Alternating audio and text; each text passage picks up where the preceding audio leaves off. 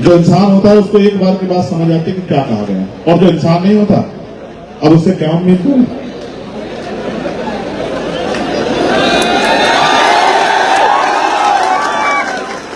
अगर नीला कपड़ा पहनने से क्रांतिकारी बनते तो तुम्हारी सड़कों पे सरेआम हत्या नहीं होती। नीला कपड़ा पहन के क्रांतिकारी बनते तो वहां ठेकों के बाहर लाइन लग के नहीं गिरे पड़े होते तुम लोग।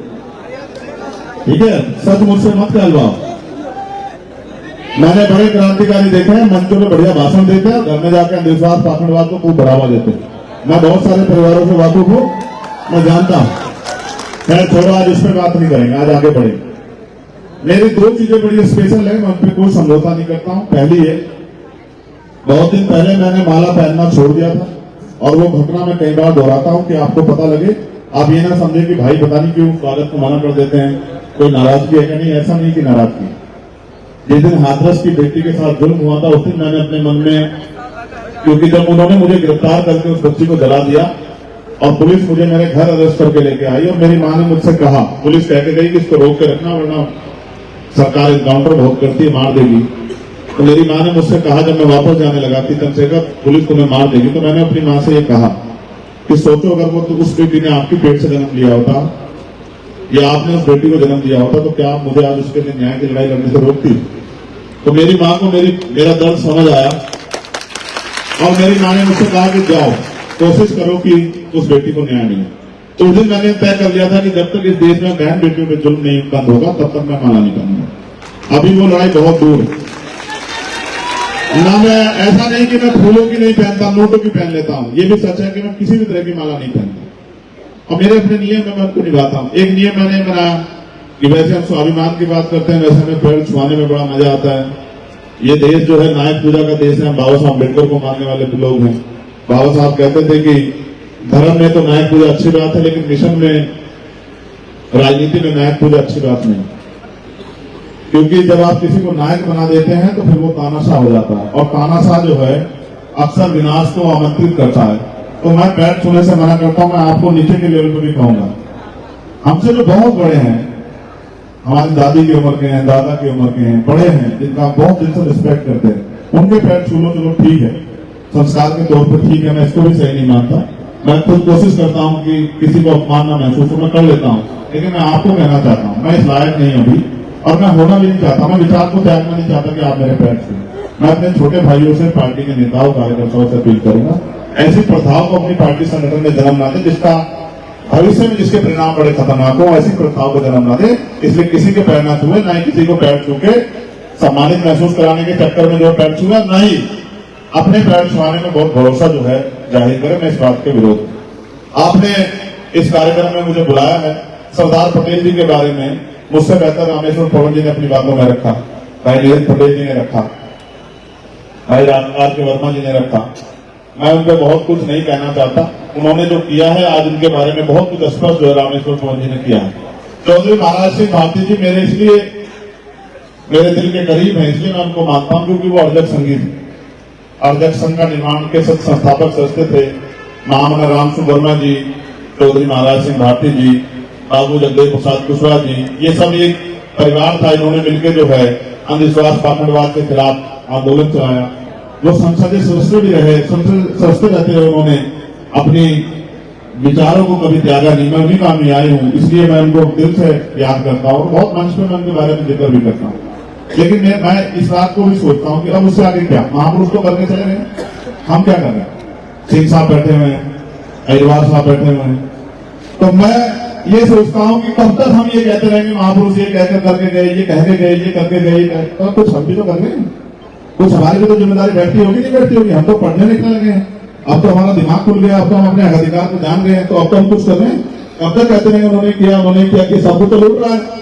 अगर वो इतना करके गए और आप इनके सच्चे नहीं आए तो फिर कैसे लूट रहा है, फिर कैसे जो है सब खत्म हो रहा है। आप भी देख रहे हैं निजीकरण की भेंट चल रहा है पूरा सरकार सिस्टम। क्या आने वाले 10 साल बाद कोई सरकारी नौकरी बचेगी? क्या कोई गरीब का बच्चा नौकरी लग के अपने परिवार को मुख्य धारा में जोड़ पाएगा? आज जरूरत क्या? मैं हिस्ट्री में लेके चलता हूं आपको। मैं बाहर आया था तो भी मैंने इस बात को दोहराया था, मैं आज यहां आया तो भी दोहराया। जब आप जाति नहीं मानते और आप ये कहते हैं कि जाति विहीन समाज की बात करते हैं, जब आप ये कहते हैं कि बहुजन भाईचारे की बात करते हैं, तो बहुजन भाईचारा जातियों के कुछ जातियों के अंदर नहीं होना चाहिए, फिर बहुजन भाईचारा पूरे बहुजन समाज के अंदर होना चाहिए। और जब बहुजन भाईचारे की आप बात करते हैं तो आपको हिस्ट्री पढ़नी चाहिए कि कितना बड़ा योगदान आज हमें यहाँ खड़े करने में हमारे इसी बहुजन भाईचारे के जो बड़ा भाई है पिछड़े वर्ग के लोगों का। मैं आपको याद दिलाने का काम करूंगा, तब आपको शायद याद आ जाए कि मैं बात क्यों कह रहा हूं। और ये वक्त की जरूरत भी है, चाहे छिट फिट के लुट फिट के एकजुट हो जाना, चाहे समझदारी से आज के माहौल की परिस्थितियों को समझ के एकजुट हो जाए। ये बात तो 49 में बाबा साहब अम्बेडकर भी कह रहे थे कि भाई भले ही आप रोटी बेटी का रिश्ता मत करो, भले ही आप एक थाली में मत खाओ, लेकिन अपने अधिकार बचाने के लिए, अपने आने वाली पीढ़ियों को इज्जत की जिंदगी देने के लिए तो कम से कम एकजुट हो जाओ। ये तो एक जैसा खून है, तो कम से कम एक जैसे खून को एक जैसा दिखना भी चाहिए। आप याद करो, जब इस देश में छुआछूत चरम पे थी, पानी पीने का अधिकार नहीं था, मटकी छूने का अधिकार नहीं था, स्कूल में जाने का अधिकार नहीं था, तो राष्ट्रपिता ज्योतिबा फूले जो आज के पिछड़े वर्ग से आते हैं, वही तो थे जिन्होंने अपना घर बार छोड़ के, अपने पिता से भी विद्रोह करके, अपने समाज से विद्रोह करके, कमजोर हक वंचित समाज की बेटियों को बेटों को पढ़ाने के लिए 18 स्कूल खोले, अपनी जान की बाजी लगाई। तो वो राष्ट्रपिता ज्योतिबा फूले इसी पिछड़े वर्ग के तो थे जिन्होंने संदेश दिया कि शिक्षा के माध्यम से आप अपने जीवन को बदल सकते थे, जिन्होंने पूरी जीवन अपने और अपने पत्नी को, पहले अपनी पत्नी को पढ़ाया और फिर उनके जरिए पूरे हक वंचित समाज की कमजोर वर्गों की बच्चियों को, बेटियों को मुख्य धारा में लाने के लिए, शिक्षित करने के लिए प्रयास किए। वो ज्योतिबा फूले पिछड़े वर्ग के तो थे जिन्होंने उनके बाद जो माना है, जिन्होंने आरक्षण का जन्म किया 1902 में, छत्रपति साहू जी महाराज, आज के वो इसी कुर्मी वंश के तो हैं। आज के शायद पढ़े लिखे कुर्मी समाज के लोग ना जानते हो, हम तो हिस्ट्री जानते हैं कि जिन्होंने आरक्षण की व्यवस्था की, जिन्होंने बाबा साहब अम्बेडकर को समाज के आगे ये कहकर प्रदर्शित किया कि आपका सच्चा नेता है, जिन्होंने बाबा साहब अम्बेडकर को अपनी लाइब्रेरी बनाने के लिए, अपनी जो है पुस्तकालय बनाने के लिए, अपना जो है प्रिंटिंग प्रेस चलाने के लिए 5,000 रुपए दिन उस समय सहयोग के रूप में दिए। वो साहू जी महाराज पिछड़े वर्ग के तो थे। आप अगर हिस्ट्री पढ़ के देखोगे, चाहे सर छोटू राम रहे हो, वो भी पिछड़े वर्ग से आते हैं आज के, जिन्होंने बाबा साहब अम्बेडकर के साथ मिलकर साइमन कमीशन का स्वागत करके आपकी भारत की स्थिति में बहुजन समाज की स्थिति को बताने का काम किया, सरकार के सामने रखने का काम किया। गोलमेज कॉन्फ्रेंस में जो है, जो अधिकार हमें मिले कॉमनवेल्थ अवार्ड के रूप में, बाबा साहब अम्बेडकर जिसका प्रतिनिधित्व कर रहे थे, उस बात को यहाँ जब साइमन कमीशन आया, उसका स्वागत करने वाले सर छोटू राम बाबा साहब अम्बेडकर के साथ प्रजापति साहब, तमाम संग्राम बी प्रजापति बाबा साहब के सहयोगी रहे, जिन्होंने बाबा साहब अम्बेडकर को जाति पाति तोड़क मंडल की उस सभा में मुख्य अतिथि के रूप में बुलाया, जिसमें बाबा साहब जा नहीं पाए, और जा नहीं पाने कारण अपने पूरे भाषण को उन्होंने किताब की श्रृंखला के रूप में जाति विहीन समाज की स्थापना के लिए एनिलेशन ऑफ कास्ट के रूप में किताब का संग्रह किया। वो संग्राम बी प्रजापति आज के पिछड़े समाज के तो है। ये बहुजन समाज एक पेड़ की जड़ से निकली हुई शाखाएं हैं। जब तक हम इनको इकट्ठा नहीं करेंगे, तब तक भारत में कुछ भी बदलने वाला नहीं है। मैं धन्यवाद दूंगा जिन्होंने ये एकजुटता, ये भाईचारा बनाने का प्रयास किया, उन तमाम नौजवान साथियों का और उनको मार्गदर्शन करने वाले भाई नील पटेल का बहुत बहुत धन्यवाद करता हूं कि उन्होंने इस ऐतिहासिक प्रोग्राम को सजाने का काम किया और मुझे यहां बुलाने का काम किया।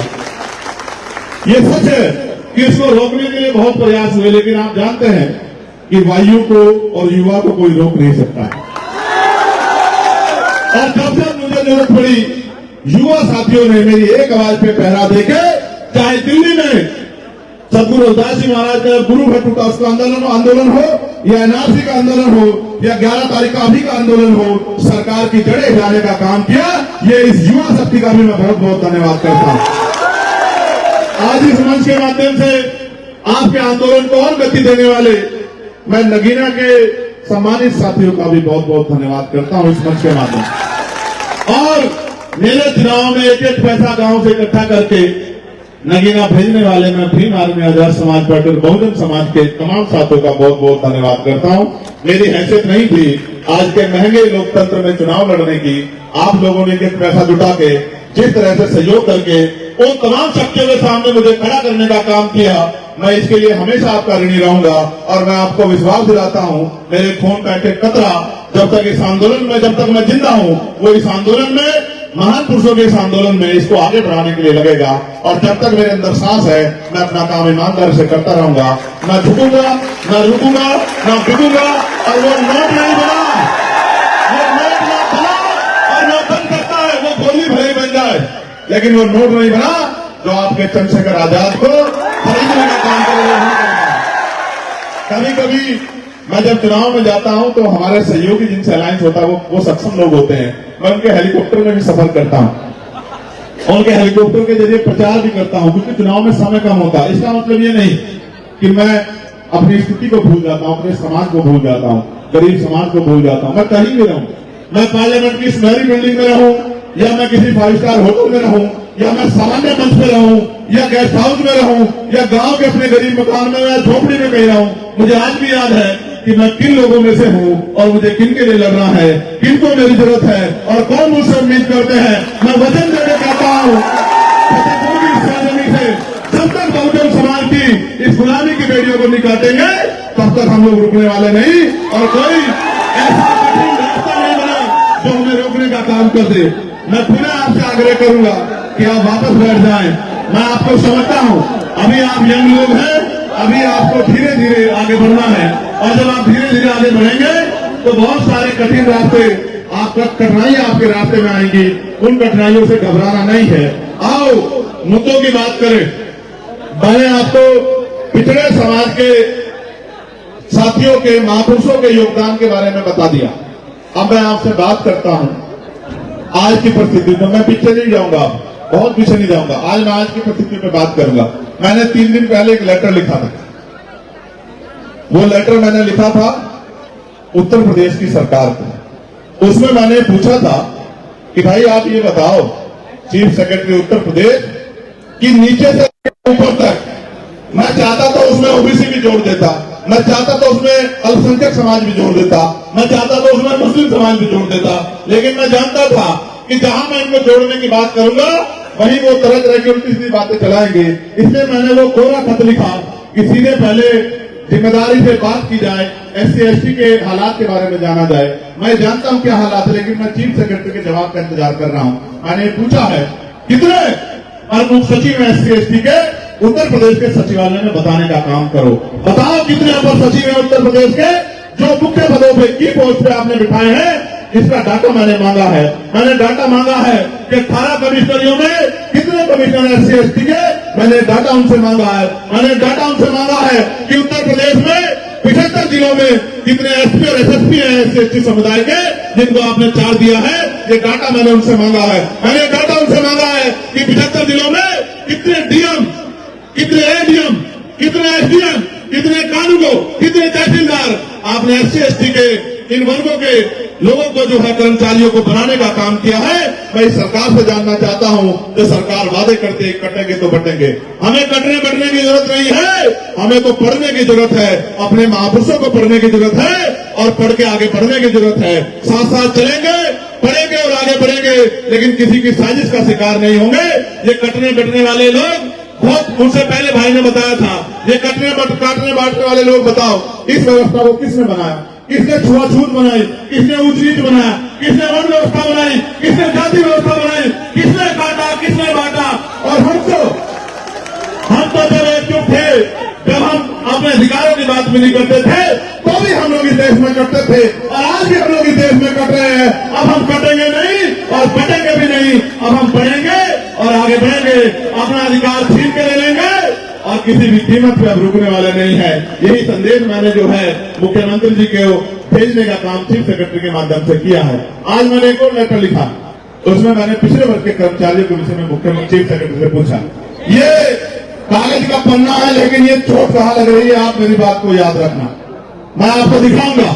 क्या तो चीफ सेक्रेटरी जवाब नहीं देंगे, अगर जवाब नहीं देंगे तो मैं पार्लियामेंट में इस क्वेश्चन को पुटअप करूंगा और मैं SC/ST वेलफेयर कमेटी का मेंबर हूं। मैं सरकार से जवाब मांगने का काम करूंगा कि जब एक मेंबर ऑफ पार्लियामेंट को आप रिप्लाई नहीं कर रहे हो, जवाब नहीं दे रहे हो, स्थिति नहीं बता रहे हो, आंकड़े नहीं दे रहे हो, तो आम आदमी को आप क्या बताओगे। फिर अगर जवाब दे दिया तो जवाब इतना खोखला है कि आप देख के डर जाओगे कि नामचारिक अधिकारी कर्मचारी भी SC/ST OBC के पोस्टिंग नहीं। और अगर कोई है तो उसे ये कहा गया है कि अगर SC/ST OBC समुदाय के लिए काम करोगे तो अगले दिन चार्ज पे नहीं रहोगे, चार्ज पे वो रहेगा जो हमारे हिसाब से काम करेगा। ये कौन सा लोकतांत्रिक प्रदेश है जहां कौन सा संविधान सरकारें चल रही है, बुलडोजर लोगों के घरों पे चल रहा है। अब तो पुलिस कस्टडी में लोगों की मौत होने लगी है और कोई जवाब सरकार के पास नहीं है। मुझे बड़ी दुख है, पीड़ा है पांडे जी के साथ जो अभी हुआ लखनऊ में। मुझे बहुत दर्द, मैंने उनकी पीड़ा को, उनके परिवार की पीड़ा को उठाने का काम किया। मुझे बहुत तकलीफ है, उनकी संख्या कम है, उनकी बात उठाने वाले लोग कम है, मुझे उनके लिए बहुत तकलीफ है। लेकिन मुख्यमंत्री जी ने उनकी तकलीफों को सुनते हुए उनके परिवार को बुलाया, उनकी पीठ पे हाथ रखकर विश्वास दिलाया कि आप अकेले नहीं। उनकी 10 लाख रुपए की मदद भी की, कार्रवाई का भरोसा भी दिया। लेकिन वहीं अमन सोनकर रहता है, बहुत थोड़ी सी दूरी पर, लेकिन अमन सोनकर उनके परिवार को नहीं बुलाया, उसकी भी पुलिस द्वारा हत्या हुई। उसके परिवार ने बताया, बड़ा चर्चित भी रहा, मैं उस परिवार के घर भी गया, लेकिन उसको मुख्यमंत्री जी से नहीं बुलाया। अब क्यों नहीं बुलाया तो मुख्यमंत्री खुद बता सकते हैं। पहले उनके यहाँ कहा जाता था, जो उनके यहाँ आते थे उनकी जन सुनवाई में कि नहा धो के आया करो। अब पता नहीं क्या बात है, मुझे नहीं पता कि लखनऊ में रहते हुए मुख्यमंत्री जी को अमन सोनकर का दर्द क्यों नहीं दिखाई दिया, क्यों उस परिवार के मुआवजे की बात नहीं हुई, क्यों उनकी पीठ पे हाथ नहीं रखा गया। बात तो सबके साथ सबके विकास की बात करते हैं, तो बात तो पूरे हिंदुत्व की बात करते हैं। तो क्या आज भी SC/ST हिंदुत्व का ऐसा नहीं है? आपके तथाकथित हिंदुत्व का ऐसा नहीं है? इसका जवाब मुख्यमंत्री को देना चाहिए। मुझे आना चाहिए था फतेहपुर बहुत दिन पहले, क्योंकि बहन प्रिया मौर्य को न्याय नहीं मिला है। आज भी इसका परिवार न्याय की मांग कर रहा है। मैंने वादा किया था, मेरे आने के पीछे कारण था कि मुझे बहन प्रिया मौर्य के परिवार से मिलना है। आज मैं मिलूंगा उस परिवार से, लेकिन मैं मिला शिवम कोरी के परिवार से, जिसके नखून खींच ले गए। आपको जान कैसे होगा कि सिस्टम काम कर रहा है। मैंने पूछा अभी अधिकारियों से, समाज कल्याण अधिकारी को फोन करके पूछा, SP को फोन करके पूछा, आपको जान के डर लग जाएगा कि कानून कहता है कि SC/ST का जब मुकदमा दर्ज होता है तो कंपनसेशन का जो मुआवजा, जो कंपनसेशन वो परिवार को मिलना चाहिए। आप देखो 3 महीने हुए घटना को, चार्जशीट तक लग गई है, 1 पैसे की मदद उस परिवार की नहीं हुई, शिवम कोरी के परिवार की। मैं इस बात का गवाह हूं, क्योंकि मैंने अधिकारियों से पूछा, तो मैंने पूछा क्यों राहत को उसको क्या हुआ, क्या हुआ, क्या पैसे नहीं उत्तर प्रदेश सरकार के पास? ये पैसे गरीब पिछड़ों के हक अधिकारों के लिए नहीं है, उनकी हिस्सेदारी के लिए नहीं। मुख्यमंत्री को जवाब देना चाहिए कि उनके प्रशासन के अधिकारी, उनके पुलिस के अधिकारी इतनी लापरवाही क्यों कर रहे हैं। उस बच्चे के 5 नखून उतार लिए, 5 नखून है उत्तर प्रदेश की सरकार पर जवाब मुझे आना चाहिए था। क्योंकि कल भाई दिलीप सैनी जी के परिवार में, उनके घर में उसके अभी 2-3 दिन पहले उस पत्रकार की जो हत्या कर दी गई और अभी तक उसके मुख्य आरोपी खुलेआम घूम रहे हैं, उनका जवाब मांगने के लिए मुझे आना चाहिए। क्योंकि वो पत्रकार सच की आवाज उठा रहा था। अगर एक पत्रकार सुरक्षित नहीं है और अगर वो बैंक में काम करेगा, ईमानदारी से काम नहीं करेगा तो जनता से सवाल पूछेगी, और अगर वो ईमानदारी से काम करेगा तो ये गुंडे उसकी जान ले लेंगे। उसके परिवार का हिसाब मांगने मुझे आना था, उस परिवार के आंसू पूछने मुझे आना था, उसको न्याय दिलाने के लिए मुझे आना था। मैं आपके बीच में हूं और मैं कहना चाहता हूं, अभी तो 2 ही पत्र जारी हुए हैं। अभी तो पूछा जाएगा सरकारी ठेकों में SC/ST OBC को क्या हिस्सेदारी सरकार दे रही है, या इनके मुखोटे मुख्यमंत्री, उप मुख्यमंत्री या जो मंत्री बनाए हैं ये सिर्फ इस समाज की वोटें लेने का काम कर रहे हैं। इस बात का जवाब भी सरकार को देना पड़ेगा। अभी तो जातिवार जनगणना में सवाल पूछा जाएगा कि जातिवार जनगणना कब शुरू करा रहे हो। अभी तो बहुत सब कुछ पूछना है।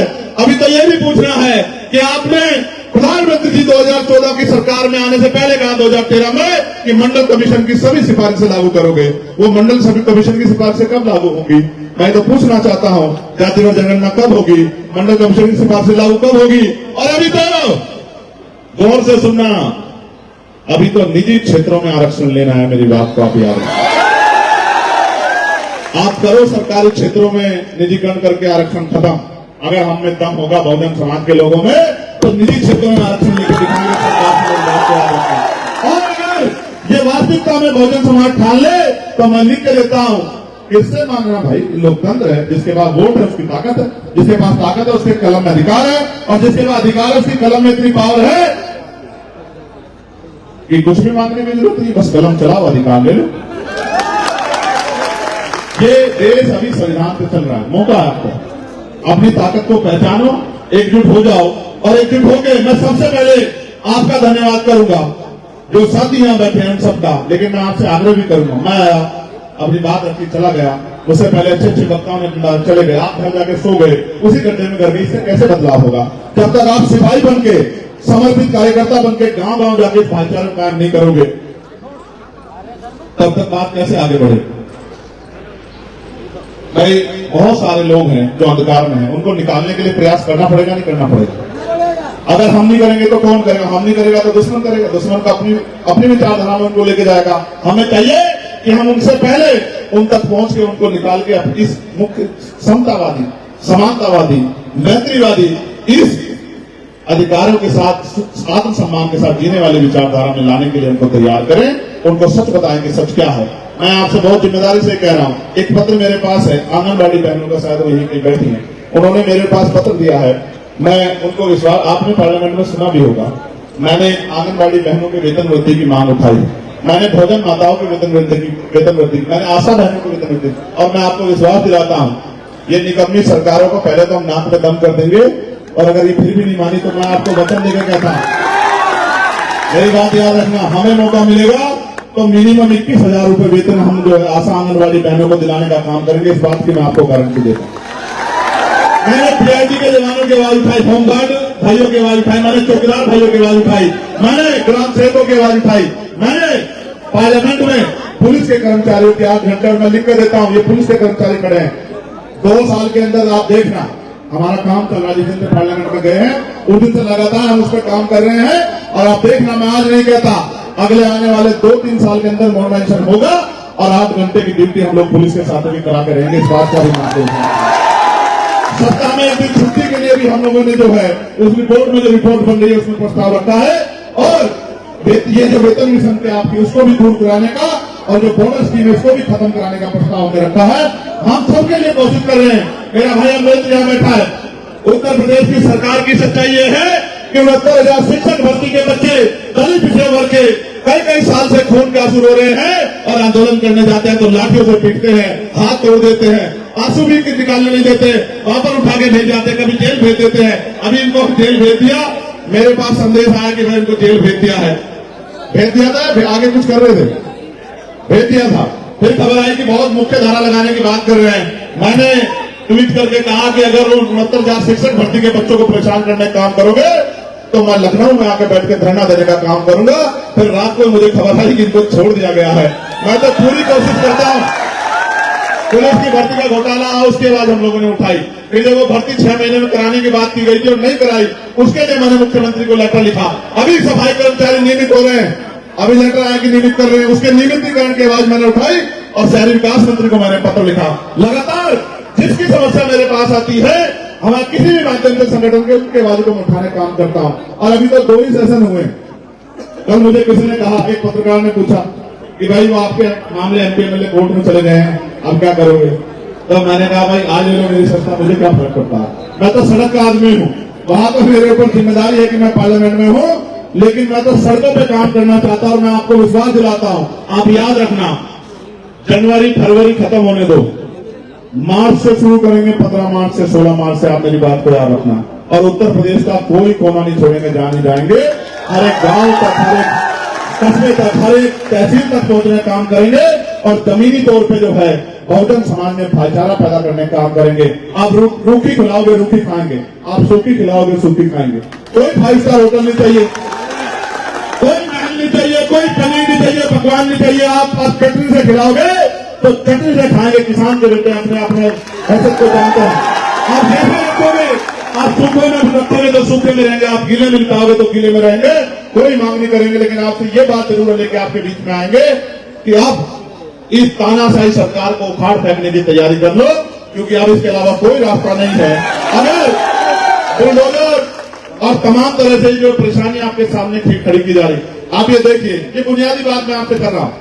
70 साल पहले जो लोग उत्तर प्रदेश में, देश में कई जगह जिनके पास जमीनें नहीं थी, वो स्थापित हो गए हैं। आजादी से भी पहले जो वहां रह रहे हैं, आज उनके मकान पक्के बन गए, नए नए ऑर्डर आते हैं कि भाई ये बस्ती तो अवैध है, इसको खाली करो खाली करो। सरकार का काम बसाने का होता है, सरकार का काम उजाड़ने का नहीं होता। क्योंकि जहां जहां दलित पिछड़े वर्ग के लोग रह रहे हैं, मुस्लिम समाज के लोग रह रहे हैं, वही की बस्तियां उजाड़ी जा रही है। जहां इनके चहेते रह रहे हैं वहां की बस्तियों को छुआ नहीं जा रहा है। ये लखनऊ में भी हुआ, हमने अपनी आंखों से देखा।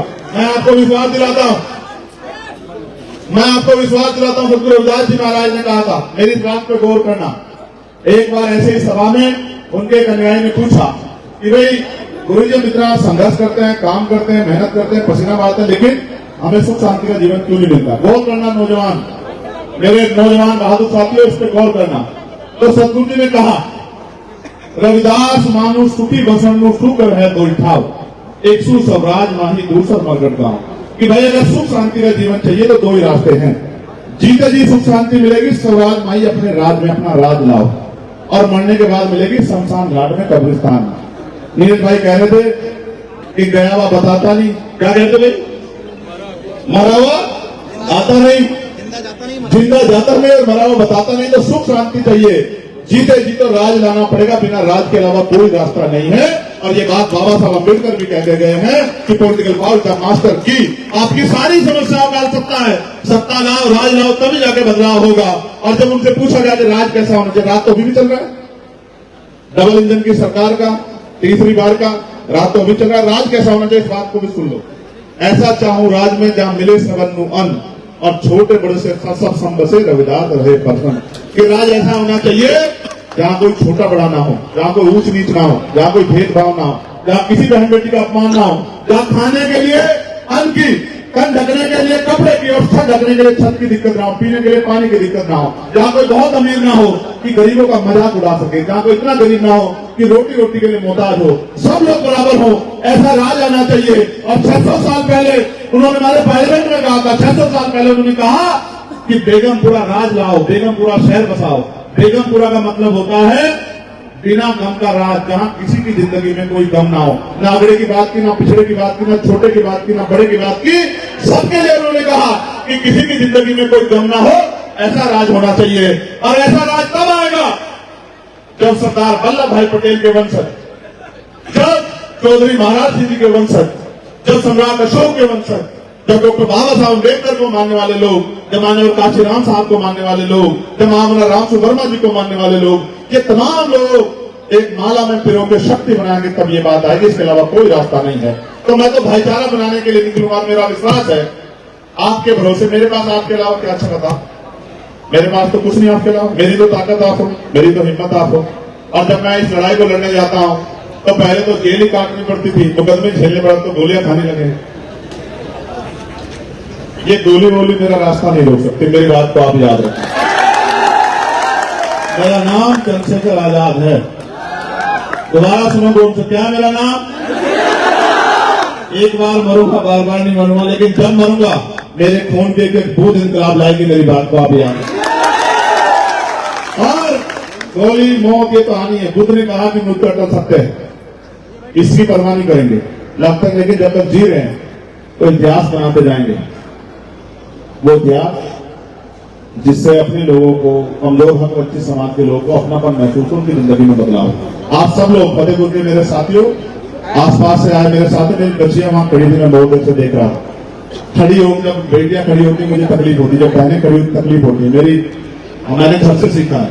हमारे महापुरुषों ने भी कहा, बाबा साहब अम्बेडकर ने भी कहा कि मैं किसी भी समाज की तरक्की, उस समाज में रहने वाली महिलाओं की तरक्की से मांगता हूं। आपको समझना चाहिए, अगर आपके आसपास कोई बहन खड़ी है तो ये बहुत सम्मान का काम नहीं। अगर आपके अंदर हिम्मत है तो अपनी कुर्सी उसको दो और खुद दूसरी जगह खड़े हो जाओ या बैठ जाओ। लेकिन अगर आपके रहते फिर आपकी जवानी का क्या फायदा कि कोई माँ खड़ी हो, कोई बहन खड़ी हो। मैं इस बात को अच्छा नहीं मानता। मैं उसको गुड़िया को देख रहा था, उनके आसपास 2-3 गुड़िया और थी, बीच में उसने गोद में भी किसी को ले रखा था। मुझे अंदर से दिक्कत हो रही थी, क्या जाओगे? बहुत उम्मीदें लेके घर से निकले हैं। मैं उम्मीद करूंगा कि आने वाले कल में अनुशासन से काम करके आप अपनी ताकत बनाओ। और मैं उनको भी चैलेंज करता हूं जो बड़ा दुष्प्रचार कर रहे थे। हालांकि मैं इन विषय पे बोलता नहीं, ये मेरा काम नहीं, मैं अपनी शक्ति से बात करूं। जो बड़ा दुष्प्रचार कर रहे थे कि साहब हम तो झंडा लगाएंगे, हम तो कुर्सी पे बैठेंगे, सामने कोई और बैठेगा, हम तो झंडा ही ढोते आ रहे हैं। काश को भी झंडा ढोया होता आप लोगों ने, स्वाभिमान का झंडा, भाईचारे का झंडा। काश कभी आपने कोशिश की होती कि बटी हुई ताकतें एकजुट हो जाए। मेरी एक बात को याद रखना, आपको मेरे ऊपर भरोसा है? हाथ खड़े करो जिनको भरोसा है। क्या मैं आपको किसी गलत रास्ते पर ले जा सकता हूं? तो जहां मेरा नाम जुड़ गया वहां आपका सम्मान जुड़ गया, नहीं जुड़ गया बताओ? फिर किसी दूसरे की सलाह की जरूरत है आपको? हाँ, मैं उनको भी ये कहना चाहता हूं, समझदार बना। एक जाति से, एक वर्ग से कोई लड़ाई नहीं जीती जा सकती जब तक बहुजन समाज, दुश्मन भी चाहता है बहुजन समाज एकजुट ना हो, और आप भी ऐसे ही काम करते तो आप और दुश्मन में क्या फर्क? मैं पुनः उन सब साथियों का जिन्होंने अपनी मेहनत की कमाई से कार्यक्रम कराया, जिन्होंने यहाँ रह रह के लोगों को जागरूक करने का काम किया, गांव में मीटिंग की, मैं उन सब भाइयों का दिल की गहराई से धन्यवाद करता हूं। और मैं आपको विश्वास दिलाता हूं, अब इस लड़ाई में हम मर तो सकते हैं लेकिन रुक नहीं सकते। बहुत दुष्प्रचार होंगे, बहुत कुछ कहा जाएगा, बहुत तरह की बातें होंगी। आप एक बात याद रखना कि जब तक हैं तब तक आप हैं, जिस दिन नहीं रहेंगे उस दिन आप अपने आप सोच लेना।